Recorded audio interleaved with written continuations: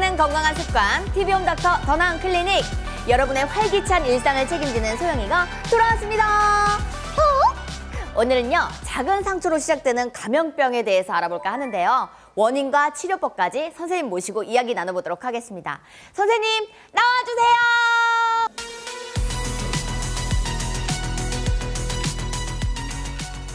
펑! 어머! 갑자기 여기서 누군가 나타난 것 같은데? 아이고! 선생님, 언제 나오셨습니까? 안녕하십니까. 안녕하십니까. 누구신지 한번 카메라에 대고 인사 부탁드리겠습니다. 네, 안녕하세요. 오늘은 여러분에게 봉화증염이라고 하는 피부에 자주 생기는 질병과 또 파상풍 많이 들어보셨을 텐데 이 질환에 대해서 알기 쉽게 설명해 드리도록 하겠습니다. 아, 또 우리 문진수 선생님 오랜만에 나와주셨습니다. 네, 반갑습니다. 아유, 그동안 저 안 보고 싶으셨습니까? 네. 네? 순서를 예, 네. 순서를 기다리고 있었습니다. 아유, 그렇죠. 아니, 저도 선생님이 그때 제 여기에 봉화지경 왔던 제 손을 다 고쳐주셨잖아요. 이제 바다 들어온다. 빨리. 빨리. 따끔해요.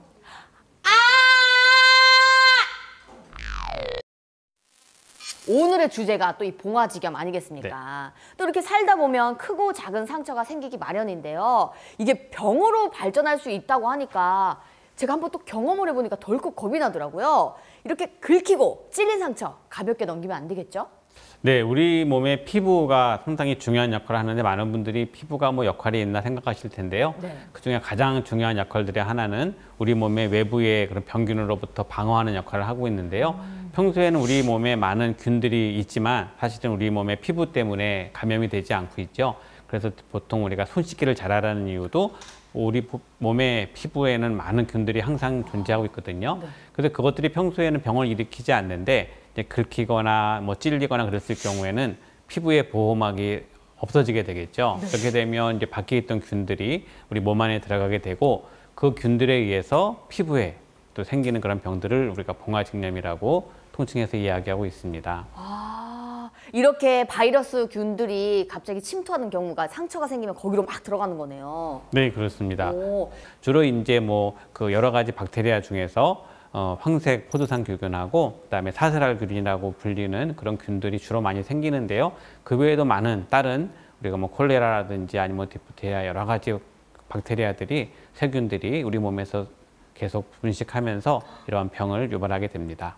제가 그때 경우에도 손톱을 물어뜯고 나서 그 상태로 방치하다가 봉화지겸이 왔거든요. 네, 그렇습니다. 그거랑 그렇게 발생돼서 이 봉화지겸이 걸리는 건가요? 네, 제일 많은 감염 경로가 이제 피부를 통해서 들어간다고 말씀을 드렸는데요. 네. 평소에는 피부가 멀쩡할 때는 괜찮은데 뭐 상처가 나든지 말씀하신 것처럼 이제 우리 손톱 같은 데는 요 살하고 이 손톱 사이에는 공간이 있는데 네. 거기를 뭐가 나왔다고 이렇게 물어뜯거나 아니면 이렇게 뭐 잘라내거나 했을 때 위생적이지 않게 하게 되면 균이 들어가게 되고요.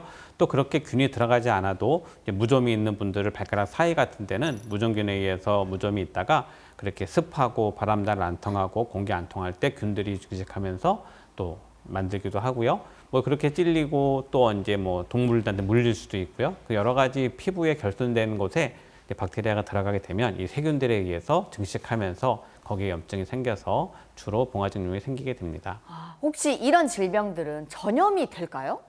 네, 보통 이제 생긴 균들이 우리 몸에 있는데 이것들을 상처가 있는 다른 사람에게 줄 때는 감염이 될 수는 있지만 봉화증염이 있는 사람과 같이 있다고 해서 전염이 되는 건 아니고요. 네. 이제 그 상처에 있는 균들이 이제 농약이랑 같이 있잖아요. 그 균들을 만져서 상처 있는 사람에게 줬을 때 그럴 때는 감염될 수 있지만 사실 드물고요.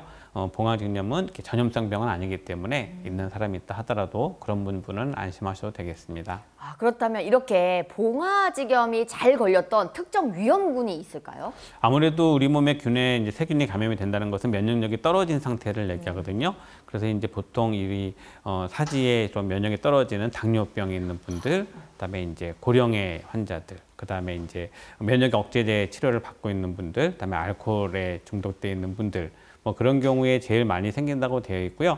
그런 경우에는 대부분 면역이 떨어져 있는 상황들을 유발하기 때문에 그런 봉화증염이 잘 생긴다고 보고되어 있습니다.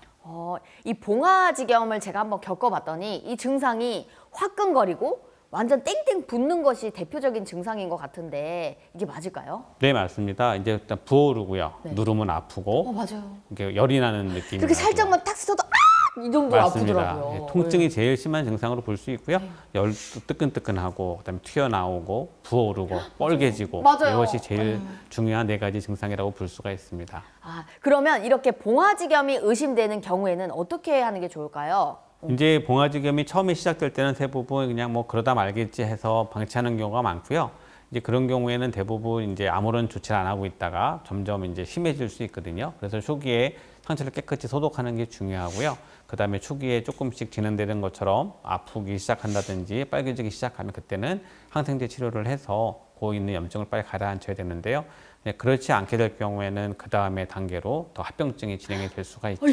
그렇게까지 또 번질 수가 있나요? 지난번에 소영 씨처럼 이게 오랫동안 방치하게 되면 고름이 생기게 되고요. 예, 맞아요. 이제 고름이 생길 때는 통증이 더 심해지고 또 잘 낫지 않고 되고요. 또 이제 이런 것이 고기만 끝나면 좋은데 이 근육 밑에 층까지 이제 감염이 진행이 되면 괴사성 그런 근육염도 생기게 되고요. 이것이 피를 타고 가게 되면 뭐 심근막에 염증이 생길 때는 생명이 위험해질 수 있고요. 이러한 균들이 피를 타고 가는 것을 폐혈증이라고 하거든요. 네. 사실 폐혈증은 아시는 것처럼 상당히 우리 생명에 지장을 줄 수 있는 병이기 때문에 초기에 적절하게 치료를 하는 게 상당히 중요하겠습니다. 그렇다면 이렇게 가장 좋은 예방 방법이 있다면 어떤 걸까요? 네, 우리가 처음에는 누구나 생기는 걸 알 수 있거든요. 그래서 조금 아프기 시작했고 상처 났는데 여기가 좀 빨개지고 부어오르네 이렇게 됐을 때 얼른 병원을 찾으셔가지고 적절한 항생제 치료를 하시면 대부분 좋아질 수 있거든요. 그럼 일단 뭐 가까운 데서 소독제를 사셔가지고 소독을 하시든지 아니면 병원에 가시든지 해서 깨끗이 상처를 씻어내는 게 중요하고요. 그다음에 괴사 조직이 생겼을 때는 빨리 그걸 절제해서 떼어내야 되고요.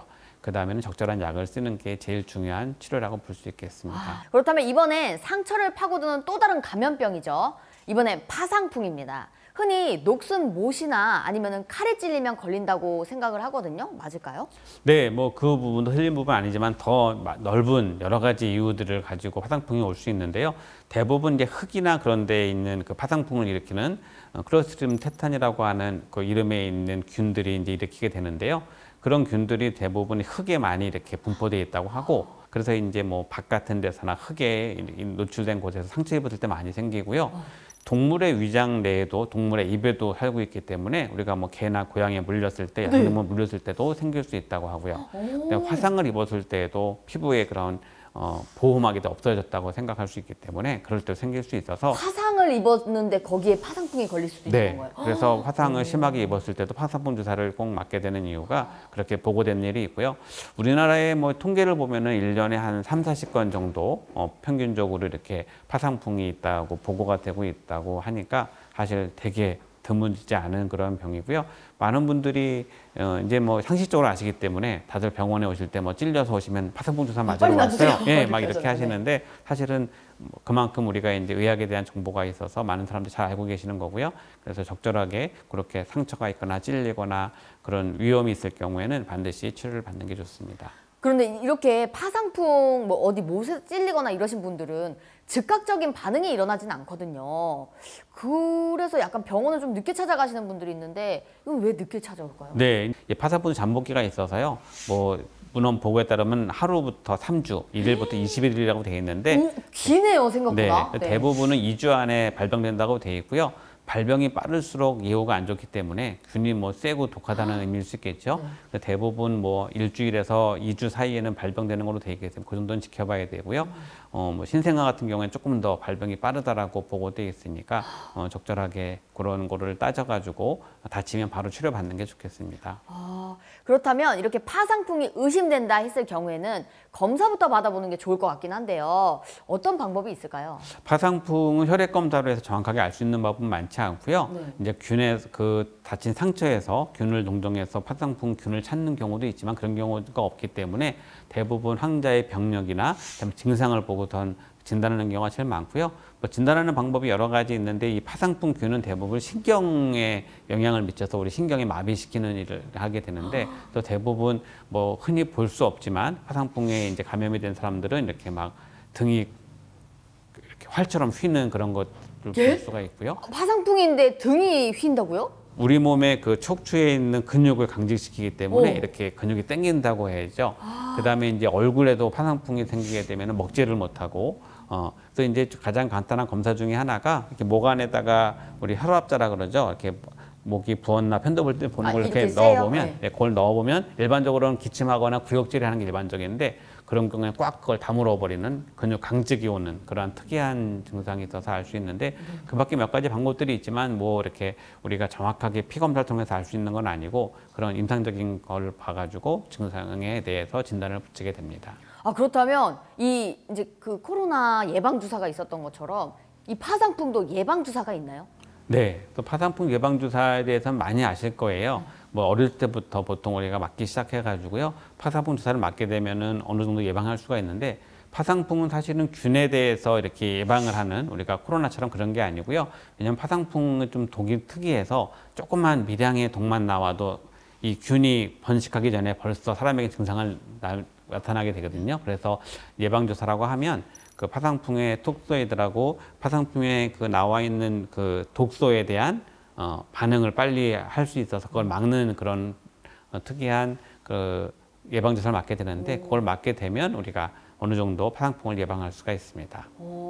그렇다면 이렇게 약간 좀 안타깝게도 이미 파상풍에 걸려서 병원 치료가 필요하신 분들이 계시잖아요. 그런 분들은 어떤 치료를 받게 될까요? 일단 파상풍에 걸렸다고 해서 파상풍 균을 죽이는 치료를 하는 건 아니고요. 파상풍의 독에 의한 전신 반응을 막는 아까 말했던 이뮤노글로불린이라고 하는 그 면역 글로불린을 맞게 되면 이제 일단 그 독소에 의한 반응을 막게 되고요.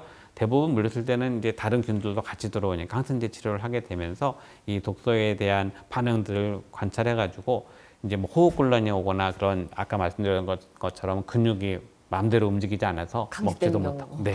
그런 경우에 이제 호흡을 유지시켜주는 걸 치료를 하게 되고요. 대부분 입원해서 치료를 하게 되면 한 2, 3주 정도의 치료 기간을 가지고 치료를 해야 완전히 그 걸린 사람들이 회복된다고 보고되고 있습니다. 네. 이 파상풍에 대해서 예방접종을 하는 그런 스케줄이 있잖아요. 그래서 보통 아이가 태어나자마자 2개월, 4개월, 6개월마다 파상풍 주사를 3번 맞게 되고요. 아, 2개월, 4개월, 6개월 그 신생아 때 맞는 겁니까? 네. 오. 2달 때, 4달 때, 6달 때 맞고 그 다음에 또 이제 1년 반, 18개월 지난 다음에 또 한 번 맞고요. 그 다음에 4세에서 6세 사이에 또 한 번 맞고. 그럼 저도 맞았겠네요? 그럼요. 오. 그래서 그 전 세대, 외국에서 우리나라에서 보통 이민 가거나 유학 갈 때 꼭 접종 기록을 제출을 하게 돼 있거든요. 왜냐하면 아직 우리나라에 그런 예방에 필요한 것들을 서류를 내야지만 받아주는 나라들이 있어서 그렇게 하게 되는데 그 이유는 예방접종을 그렇게 어렸을 때 한 게 되게 중요하기 때문에 그런 거고요. 그렇게 맞고 또 10살 때까지 맞기 때문에 이제 어른이 돼서도 보통 그 어렸을 때 맞은 게 없으면 바로 확인을 하고선 주사를 맞는 게 중요하고요. 그런 접종을 하지 않았을 경우는 아까 말씀하신 것처럼 신생아 때나 어린아이 때는 더 치명적이니까 예방접종을 잘 해야지만 이 파상풍의 위험에서 벗어날 수가 있겠습니다. 아, 우리 아이들은 미리미리 꼭 맞는 게 중요하겠네요. 그런데 이 파상풍은 재감염이 될 수도 있을까요? 네, 아까 말씀드린 것처럼 이 파상풍을 균에 대해서 우리가 막는 게 아니거든요. 이제 코로나는 균을 찾아서 그 균에 대해서 우리가 예방주사를 맞는 거기 때문에 같은 균에 대해서는 걸리지 않는다. 물론 이제 어느 정도 기간이 지나면 다시 걸리지만 파상풍 자체는 확산풍에 나오는 그 독소에 대해서만 예방이 되는 거기 때문에 우리가 균은 언제든지 다시 재감염될 수 있어서 반드시 예방접종을 하는 게 중요하겠습니다. 예방 접종을 맞고 그런 다음에 한번 파상풍 걸렸다가 또 예방 접종을 맞게 되는 건가요, 그럼? 그렇죠. 정말 이 파상풍과 이 봉화지경 정말 걸리고 싶지 않지만 걸릴 때를 미리 대비하는 게 굉장히 중요할 것 같습니다. TV 홈닥터 더 나은 클리닉 다음 시간에도 유익한 건강 정보로 찾아뵙도록 하겠습니다. 자, 그럼 오늘도 여러분 건강하세요. 건강하세요.